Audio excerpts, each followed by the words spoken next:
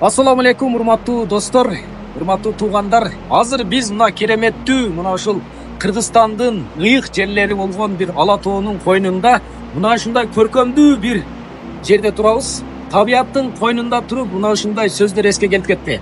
Пайгамбарыбыз саллаллаху алейхи вассалам айтат эмеспи?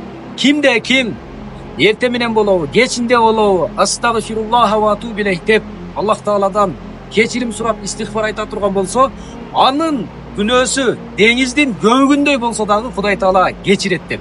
Мына ушул жерде, мына ушул таштардын көптүгүн карап олтуруп, мен ойлонуп кеттим. Эгерде күнөөңүз мына ушул таштан дагы көп боло турган болсо, эгерде күнөөңүз мына ушул таштан дагы чоң боло турган болсо, эгер күнөөңүз мына таштан дагы оор боло турган болсо дагы, Аллах Таала эгерде астагфируллаха ва атубу илейх деп чын жүрөктөн көңүлүңүздү коюп, жакшы бир баягы кемеге чөгүп бараткан инсандай өзүңүз жалгыз Кудай Таалага дуа кылып истигфар кыла турган болсоңуз, Аллах Таала иншалла сөз түрдө истигфарыңызды, тообоңузду кабыл кылып, жаңы төрөлгөн наристедей иншалла күнөөңүз кечирилет деген үмүттөбүз.